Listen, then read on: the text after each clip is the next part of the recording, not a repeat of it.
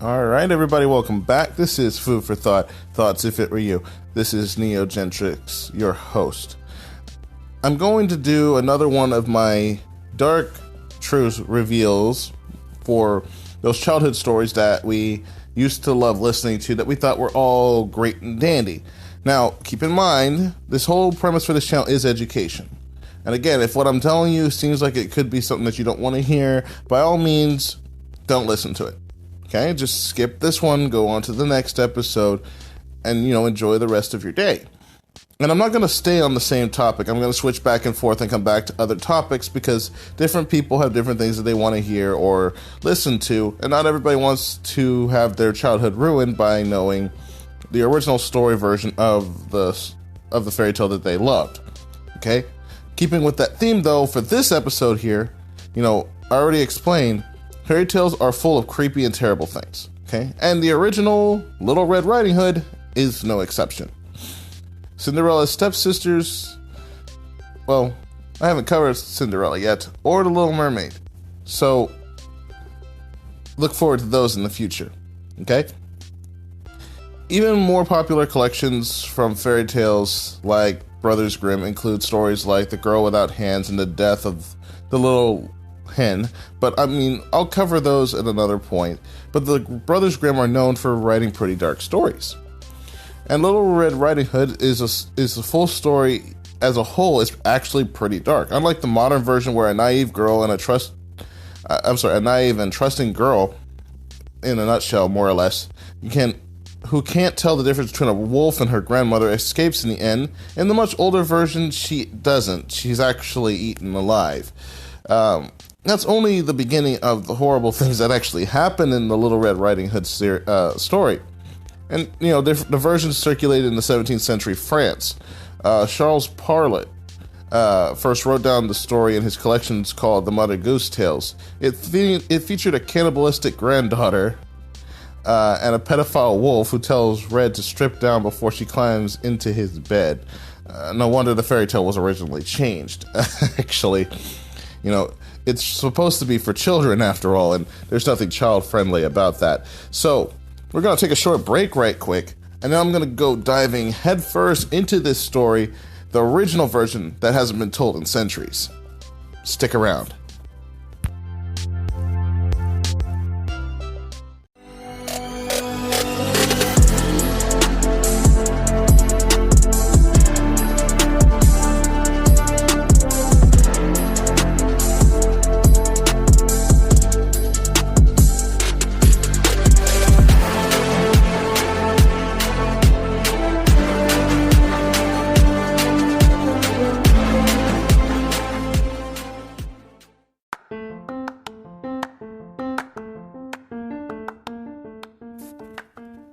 Alright, so let's begin. Like I said before, Little Red Riding Hood never used to really have a happy ending. At least in the original versions, it didn't. Okay? And a long time ago, it wasn't even written down, so it was a folktale told by people for centuries. Anthropologist Jamie Tirani argues that the fairy tale was not invented by the French writer Charles Perrault, the author of the Mother Goose Tales, and the first person who wrote it down. Historian Robert Darnton explains that Perrault's stories came from the oral tradition, most likely through his son's nurse, which is kind of where the whole nursery rhymes thing came from, where he borrowed the name Mother Goose. But anyway, the story of Little Red Riding Hood had a much deeper root. It went through a number of versions. Even after Perrault's French version, the story spread to Germany and England and it was even carried by French refugees of the wars of religion. You remember those. And later conflicts until, the Brothers Grimm finally wrote it down in the 19th century. In fact, the story of the girl wearing red who wanders off and runs into a wolf dates back at least to the 11th century, when a Belgian poet recorded the tale. The long history of the story includes number of changes that transformed it from a disturbing tale of cannibalism and pedophilia, like I mentioned before, to a much more friendly, childer version that we hear today, and that version actually has a happy ending. Keeping this in mind, though, in some versions of the story, there is no Little Red Riding Hood. okay? One of the defining features of Little Red Riding Hood is her red hood. It appears in nearly every image of the story produced in the last 200 years, I do believe. But in some of the versions of the story, the little girl didn't actually wear a red hood at all. One folk version, told in the 17th and 18th century, France, described the main character as simply just a little girl. In other versions, the hood is made from gold. Actually, that would have been a really interesting version of the story to hear. The red hood doesn't appear until the 17th century, however. So the question stands right now, where did the famous hood come from? I'll be honest with you. It's most likely it was invented by the original Mother Goose, Charles Perrault. I mean, in his version, which was first published in, I think, 1967, the girl's mother had a little red riding hood made for her, as Perrault explained, and it suits the girl so extremely well that everyone called her Little Red Riding Hood. After all, it just seemed to work, and after that, it just kind of stuck, Once the red hood appeared, though, people claimed it symbolized the coming of age, or sin, however you want to look at it.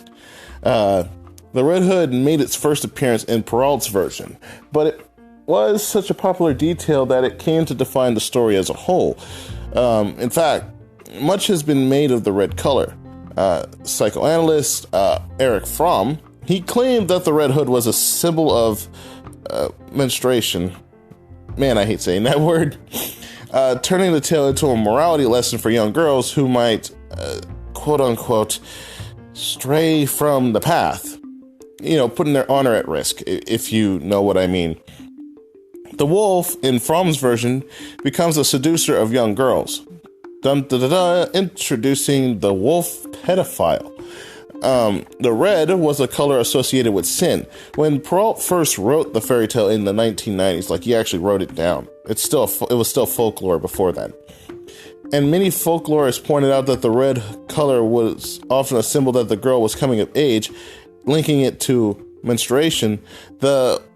When the wolf tricks Little Red Riding Hood and eats her up, the message is clear. Become aware of predators, or better, beware of predators, is the best way to put it, who want to take advantage of young girls. And there's a twisted part of, a twisted part of the earlier French versions that really drives the point home. I mean, it's something that a lot of people don't really want to hear. I mean, even in the child-friendly version today, in one version she escapes, and then one version she gets eaten by the wolf. It makes perfect sense. Be aware of your actions. Be aware of pedophiles. Be aware of creepy people. And, that stood as the child-friendly version up until now. At least in the last 5 to 10 years, though, that has changed. The girl getting eaten has been seen as too violent, so they've dumbed it down to the girl escapes and safely. But then a lot of things have changed over the years. Let's take a short break here, and we'll be right back.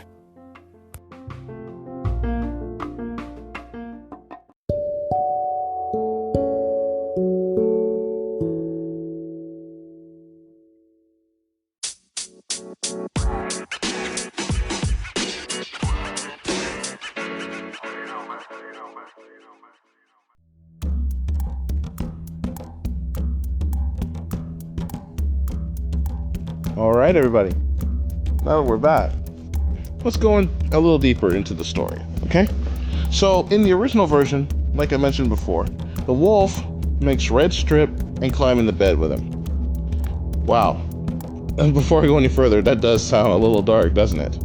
Well, the original version of Little Red Riding Hood gets very creepy, very quickly, actually. The little girl is at her grandmother's house, and where the wolf has disguised himself as basically her grandmother. The wolf asks Red to strip her clothes off. In the story, the wolf says, "Undress and get into bed with me," more or less. When Red asks what do with her apron, well, that's the original translation.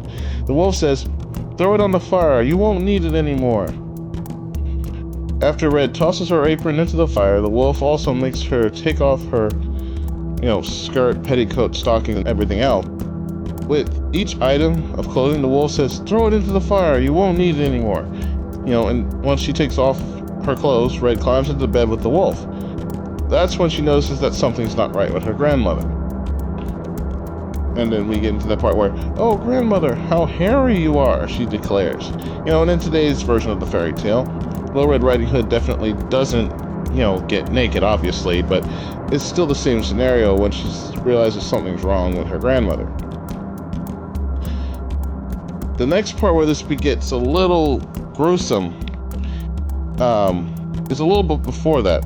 Before Red climbs into the bed with the wolf in the older version of the story, the wolf sneaks into after the wolf had snuck into the grandmother's house. He kills and butchers the elderly woman.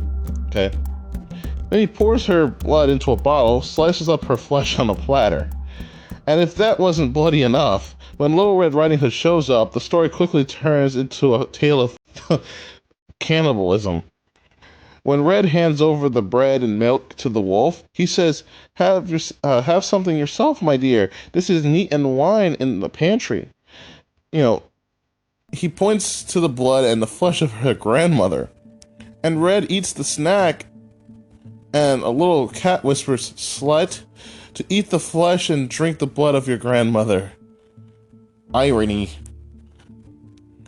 There are some strange parallels here with the religious tradition of taking the Eucharist, the blood and body of Christ here. It's a little play on the biblical story.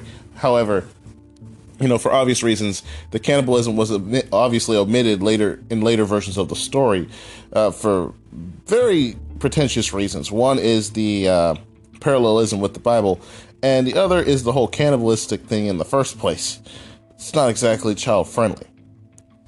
But you can see how dark the original story originally had gotten. Now, like I mentioned before, it didn't always have a happy ending. However, Little Red Riding Hood does escape in one version using some, what they call, poop humor. That's the nice way to put it. In most versions of Little Red Riding Hood, the girl never figures out the wolf's disguise, which is kind of surprising since most people would recognize a wolf wearing a nightdress pretty readily. Perhaps Red didn't have the best eyesight, I'm assuming, but in one version, Red manages to escape from the wolf's trap. She climbs into bed with the wolf. She notices that it isn't her grandmotherly, exactly.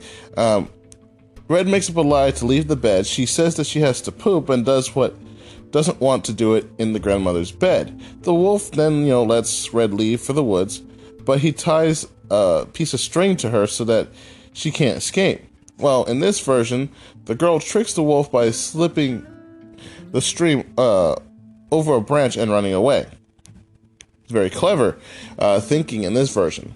It still doesn't change the fact that, everything else before it had happened, but in this version, she doesn't die or get eaten. But it's still the wolf is a pedophile.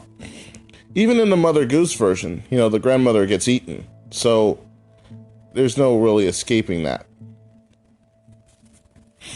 In the Mother Goose version, it's less gruesome and many of than most of the original folk tales, as we've already covered. For example, Red doesn't eat her grandmother, obviously, and there's not a long description of her taking off her clothes or throwing it into the fire, though it does say Red took off her clothes before climbing into bed with the wolf, which can be interpreted as something totally different altogether.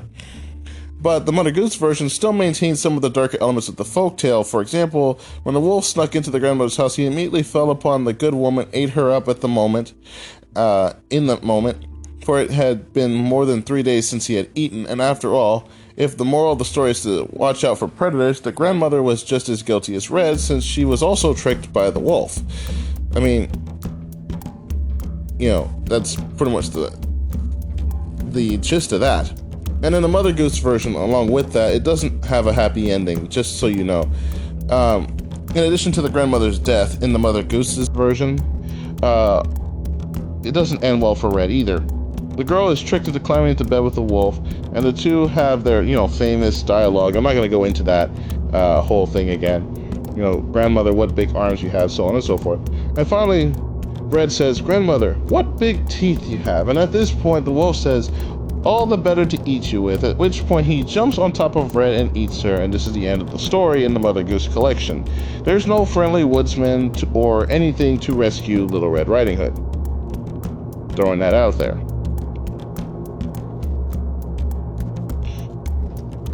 I'll take a short break here, and then we'll continue.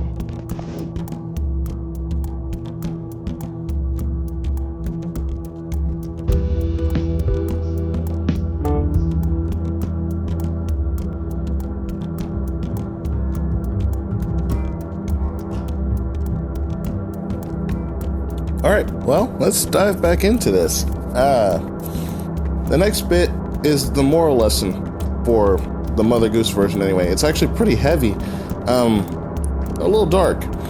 It's, forgive me for saying this, it's actually all about virginity. I'm laughing, but it isn't funny. I promise you.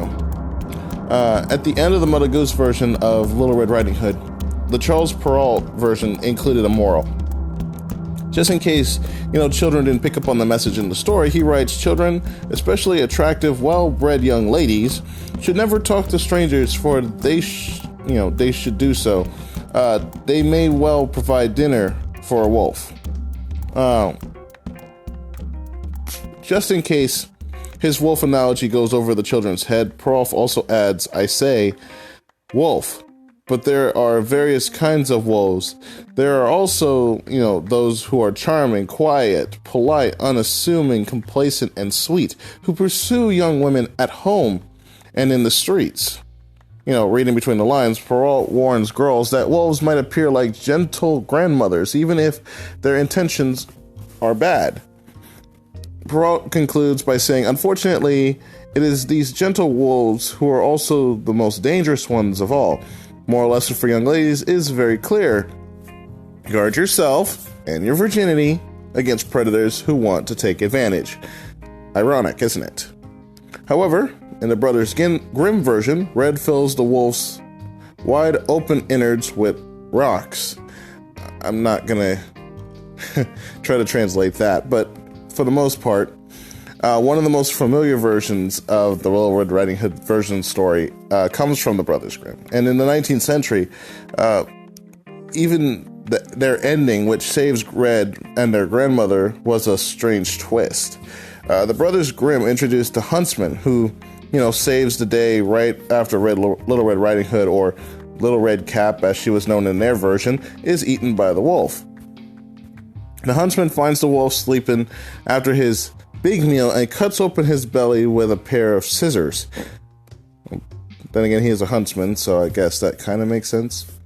The girl and her grandmother, leap out of the wolf, with Red crying, "Oh, I was so frightened! It was so dark inside the wolf's body." Which sounds kind of weird now that I've said that out loud, but then Red takes over, filling the wolf's body with large stones. The wolf apparently sleeps through this entire process, but when he wakes up and tries to run away, the stones are so heavy that he falls down dead. Actually seems even more brutal than the girls getting eaten. It's not quite stripping or cannibalistic, but it is still a dark twist on the original fairy tale in comparison, because someone still dies in this version. And believe it or not, there was even a sequel in the Brothers Grimm version where, Red gets her revenge. In case you're wondering why the movie Hoodwink and Hoodwink 2 exist. The Brothers Grimm also wrote the sequel. Red teams up with the grandmother to kill another wolf, and in this first fairy tale version, Red encounters a wolf in the forest, or woods, and by this time she ignores him. When the wolf tries to break into the grandmother's house, the grandmother doesn't let him in. Both have learned their lesson from the first time, when they were, eaten by the wolf. In the sequel, Red and her grandmother lure the wolf into the chimney with the smell of sausages. In the hearth, or they place a large tub of water for cooking the sausages. The wolf falls in and drowns, and then Red rejoices along with her grandmother having killed the wolf. And, that definitely doesn't sound any better than the previous versions, but, you can easily, they just how do I put it? In this version of the story, they both get their revenge. They didn't exactly kill the original wolf, but they killed a wolf that tried to do the same thing again, and it made them feel better. You know, fairy tales are like PSAs from the past, for the most part. It's hard to imagine children listening to older versions of the Little Red Riding Hood story. After all, today we don't generally encourage children to eat their grandmothers, obviously, but Perrault's 17th century moral to the story is a reminder that fairy tales were originally meant to educate children about real dangers, not just wolves, but others who wanted to take advantage of young girls, tricking them to strip and climb into bed, which sounds really bad. In the sense, though, Little Red Riding Hood and other fairy tales were the medieval equivalent of the more you know PSA's theme that we have now. The strange variations in Little Red Riding Hood are a reminder that fairy tales are created and recreated in particular times and places, and Charles Perrault's 17th century French version, is different from the 19th century German version, which was then popularized by the Brothers Grimm that we all know today, or at least a variation of it. The fairy tale communicates specific messages that are, linked with those cultures in some ways. Other versions of Little Red Riding Hood are windows into the past, and it's those same windows that we cherish nowadays, or at least become aware of. This is the type of thing that we should be teaching our children, instead of sheltering them from everything that we think is disgusting or creepy or weird. These are things that people used to teach their kids in the past, and they were normal. So, with that, it brings this very creepy story to an end, and I hope you learned something from it as far as the different variations of the story, but actually the morals that were originally designed to go with this story. This is also one of those times where, I have to say, for once in my life, it's a story I didn't exactly want to bring to light, but I feel like it needed to be told. So, with that being said, again, this is Food for Thought, Thoughts If It Were You. This is your host, Neo Gentrics. I hope you all enjoyed this episode of Dark Truths Behind Original Fairy Tale Stories. Next time, I'm going to cover a different story, or maybe something totally different altogether. Stick around to find out. I hope you enjoy the rest of your day. Peace!